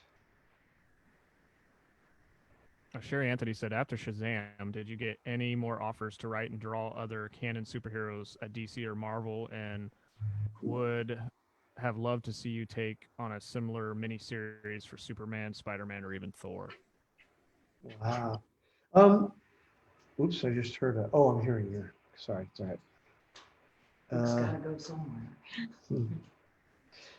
I have an open invitation, or at least I did. I haven't taken advantage of it at DC, especially to do any more Shazam if I wanted to, and I might, just because the Monster Society of Evil is only the first half of the story that I envisioned. The first half of the story was, the appearance of the Monster Society and figuring out who Mr. Mind is, which he does by the end. The second half, and this is based on the original Monster Society of Evil serial from the 40s. The second half is just Captain Marvel chasing Mr. Mind all around the world trying to catch him. And he does. It's got a good ending. So if I ever get a chance or the time to do the sequel to the Monster Society of Evil, that's what it'll be. It'll be chasing and catching Mr. Mind. But no, I've done, Marvel's asked me to do covers. I've done some covers, I've done some pinups, but they've never asked me to do a character. And I, as I've said when I've told stories about being asked to do the Monster Society of Evil, I wouldn't, if they'd asked me to do Batman, which would have been a huge honor, they didn't ask me to do that, but I wouldn't have wanted to, because those characters have been done so well and so recently.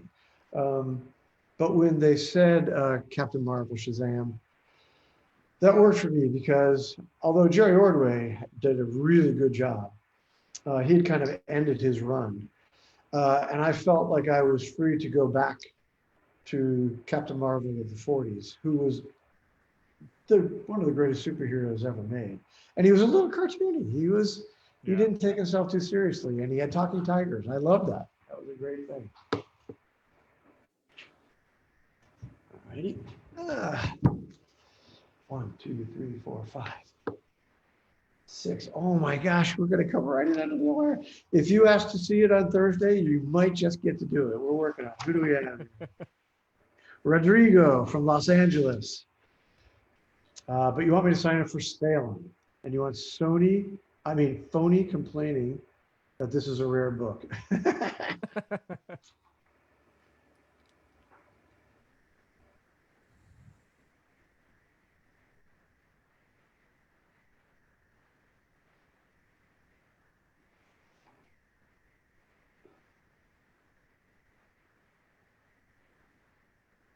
I had to go up and to the right just a little bit, Jeff. There you go. Yeah, you got to tell me because this is when the camera fell and I put it back up. I didn't put it in the same place. You're good.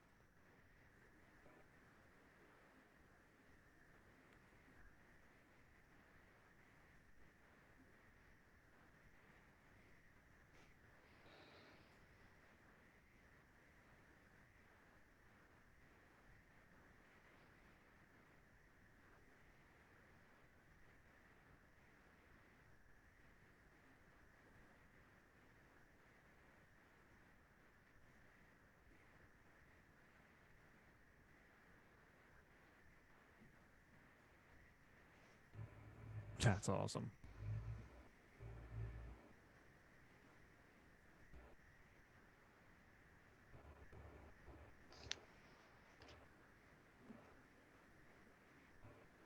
Russell McDowell said, "My daughter Rosalie wants to say she loves Bone. You met her once when she was 1 year old at TLA in Austin, Texas, with my wife Betty, who's a librarian. She's been raised with Bone and can't wait to see the upcoming show with her." That was a fun show in Austin. Yes, I have good. I think the show is going to be good. I mean, I just talking to the people involved. They they have stronger opinions and they have better aspirations for this than even I do. Like I said something like, I know it's TV and I know we have to do limited animation, but I hope we can get at least. And they're like, stop. No limited animation. Like what? Huh? I don't know what they mean because we're still working on it. But they care about this as much as I do, and that's just a really. I have a good feeling about that.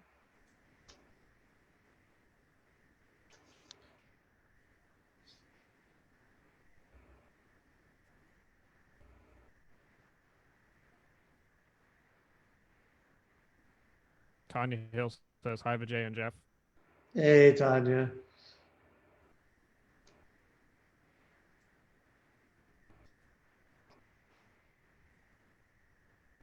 That's awesome.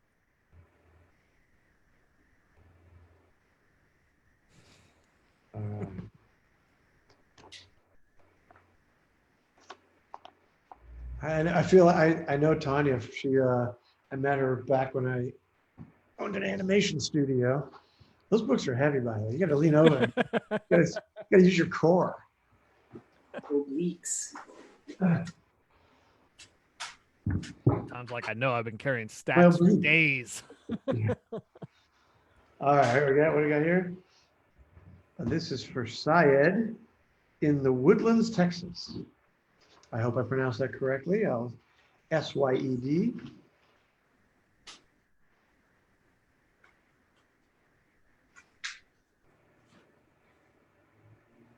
Oh, you actually wanted this for Mira. Well, how can I do it for both of you? Y'all? One of a kind. Yeah, let me just fix it. We're gonna fix it. That book's even more rare.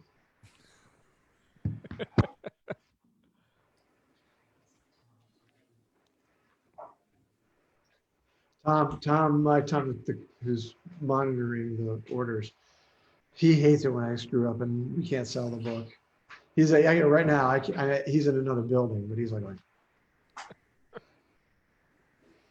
he's like phony bone. He's like, what? You throw it away? No. For Mira, always stay naughty. That's a good thing for phony bone to say. Come to the right a little bit. Oh, gosh, thank you. Sorry. There you go. You're good. Maybe I could just move this a little bit. Well, I must be out of my mind. Why am I touching this? All right, I will stop. I do have to get it back, though.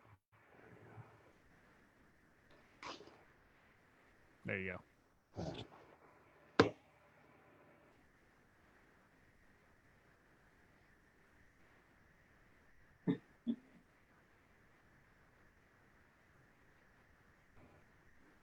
Derek said, "I'll buy a book with the wrong name."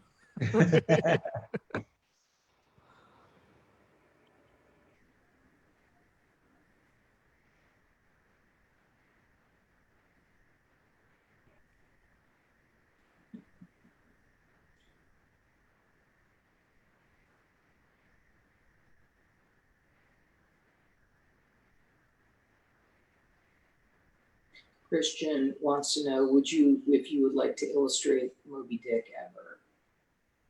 Ooh, that's a good question. I would like to draw some. I don't think I'd want to illustrate the whole book. It would just be an overwhelming task. But I would, yeah, I would definitely like to do some print or something. That would be a good idea. Maybe I'll do that.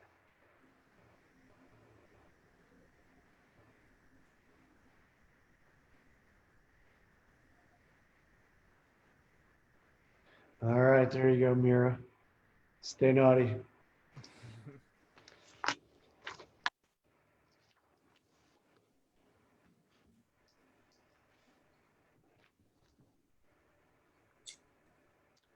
Luke wants to know if the Netflix series has a showrunner or specific producers that can be announced.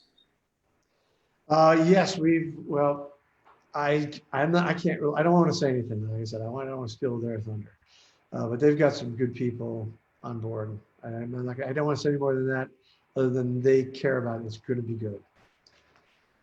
At least I think so far. Like I said, we got delayed. We were going to start in April, and we really only started really like a week ago. So it's all new and it's happening right now. So I'm still jazzed from just the last Zoom meeting we had, which was more like a happy hour than like a hardcore thing. So this is from Skip in Pearland, Texas, and I believe Vijay. Does that say for Wesley? It must be. All right. Did it? Is it my handwriting? Yes. Here, let me show you. Oh, were you going to out writing now? I think that says Wesley, right? That's Wesley. Yes. Okay.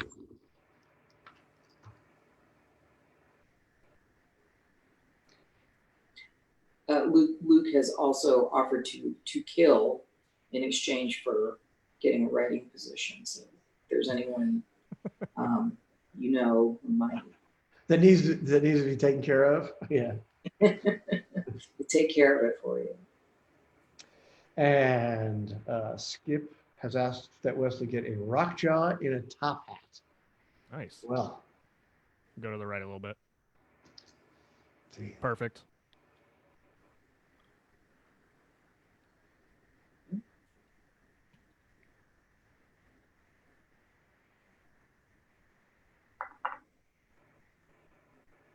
I don't think you've done Rockjaw yet, have you? no, this is the first time. I mean, I've done it before, but if I'm on this, Couple This is, times.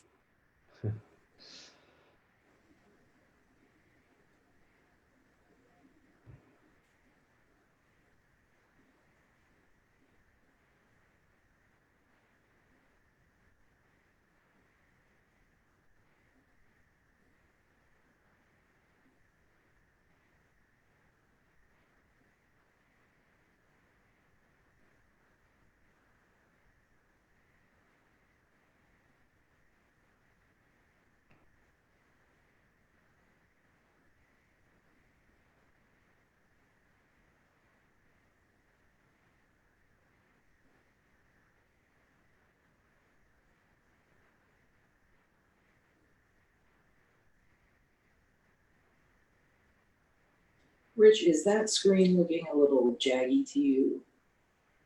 Or Maybe is it just a little. Wi-Fi? Maybe just a little bit. It might be the Wi-Fi. all right, well, top hats are small on rock jaw, so. That's awesome.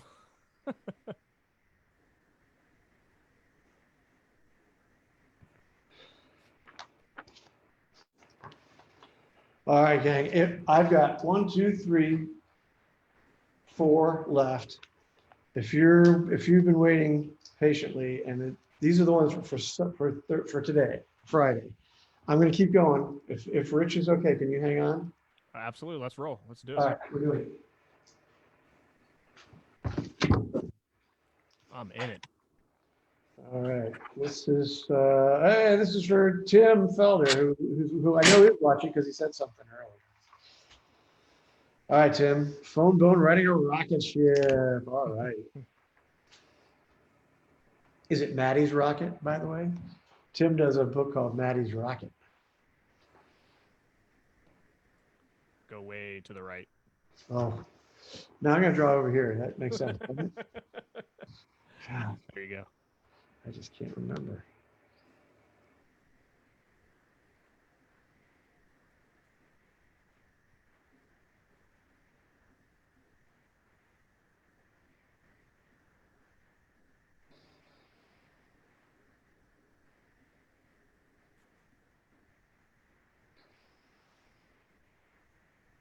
David did ask, so why Moby Dick, Jeff? It's based on real life. I really do like Moby Dick. I read it, and I bored Vijay to tears talking about it. And so that was actually real. That was Vijay just. She would tease me and pretend to fall asleep while I was getting all excited about it. There she is. She's trying to sneak around in the back there. Hi, say hi, Vijaya.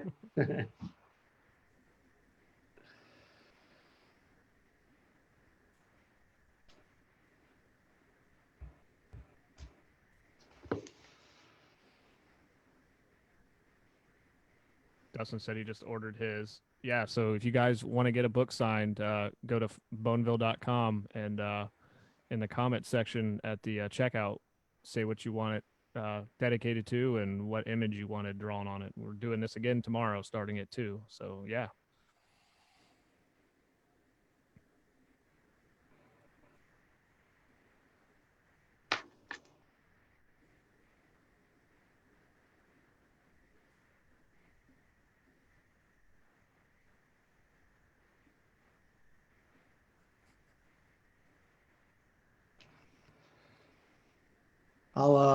Hey Tim, I'll add Maddie in for you later. I'll get Maddie in this picture somehow.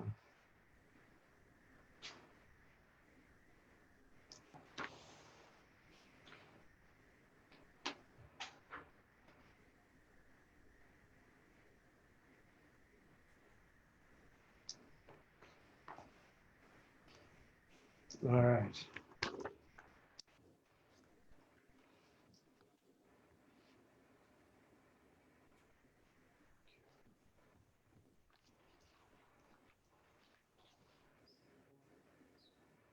This is for Ben in Conway, Massachusetts, to the MFA Visual Narrative class of 2020. Congratulations. Go tell some stories.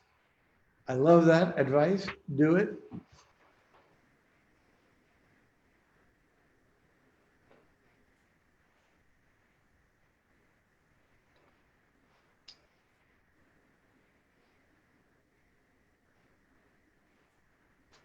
Sam Tibbs said he actually saw a phony Ahab figure I saw in my local comic shop, which first got me into Bone in 2000. I fell in love with it.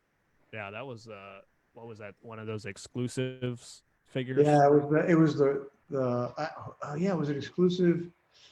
Was it through what- Diamond? It might have been a Diamond thing. It's hard for me to remember. It's a long time ago.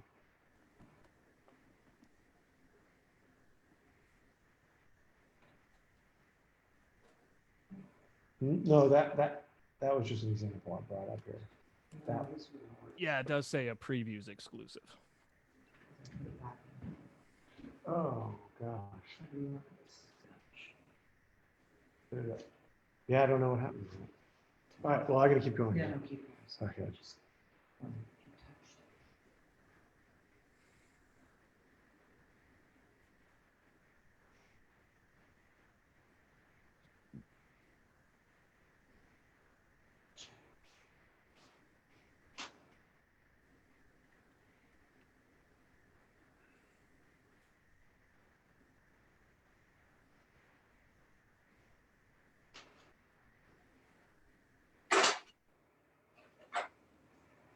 Tim said, "Thank you very much."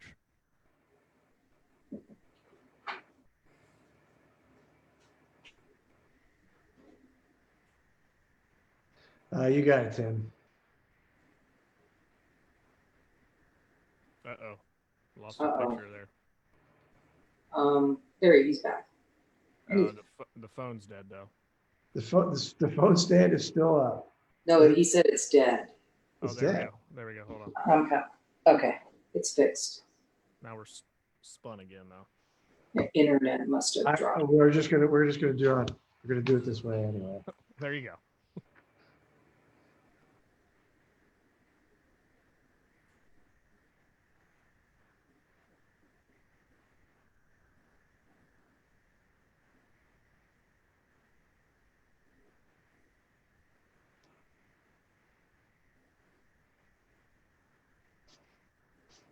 Troy Gardner said, I saw a really cool Green Lantern that you did a quick sketch. I think it was Pittsburgh Comic Con. I didn't win it. And it was before I started taking pictures of sketches. I didn't win. Oh.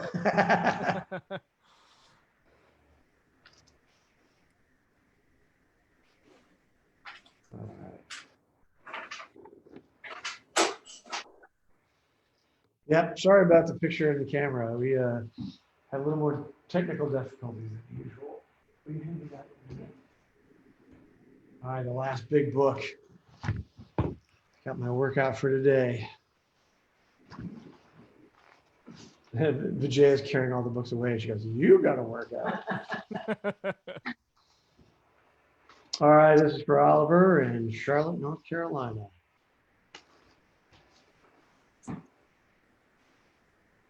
Looks good.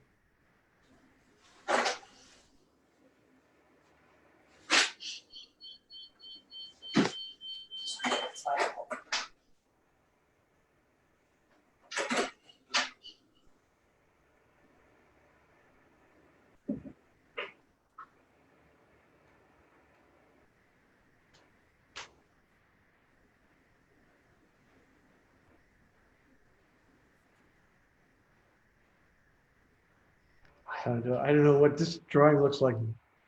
Dave Pilkey did it. I don't know what's going on here. Oliver Tony says, hi, Bone. that's me. Can you do mine on a backer board of phone bone reading? Thank you so much. This one, Oliver. Yeah, Oliver. You got the Pilkey special then. All right, you get a free Dave Pilkey drawing of Bone.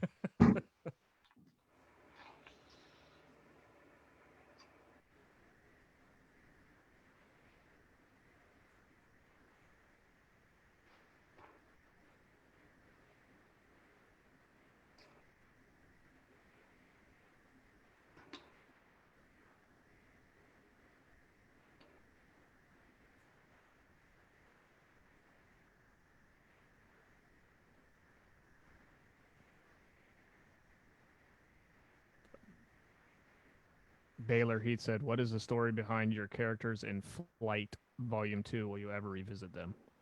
Oh, yeah, I forgot all about them. Yeah, Sirius and Beetlejuice. That was a real just whim of a story. And I like those characters. I should revisit them. I don't know where it came from. I don't know what made me do it, but it was fun. I was just pleased to be asked by Kazuo Kibuishi and all the Flight artists, many of whom have gone on to, be famous cartoonists. But it was fun for me to have like these young kids want me to, be involved with their book. And I was like, yeah, sure, I'll play. And they were all so talented. It was just ridiculous. So this is for Cassie. By Woodbine, Maryland.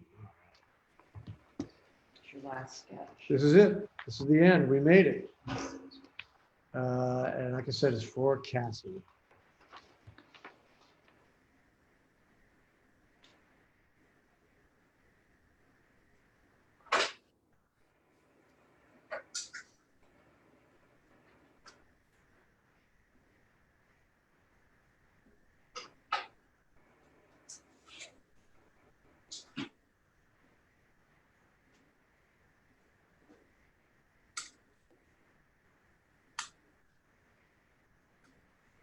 All right. Well, thank you everyone for coming to visit us on Comic-Con at Home. A lot of good questions. A lot of friends checked in, and that was really nice. I appreciate that. That was very cool. I want to give a shout out to Rich Wagner, who's running this thing behind the scenes. He gets no blame for me knocking over the camera. You could blame me. We'll work on something tomorrow morning and fix that. I want to thank Tom Gott, who is answering all your questions and for people who are trying to order, and also my wife and partner and person for whom Bone would not exist without, and that's Vijaya Iyer, who is helping to ask the questions and move books around. Thank you, everyone. It's been amazing. I know there's a lot more books to sign. We're going to do this again tomorrow from 2 to 4. And And then anything that isn't signed, you can still order it. I'm going to sign it, and then we'll ship it out. So thank you, everybody, again. This was so much fun. Talk to you later. Bye-bye.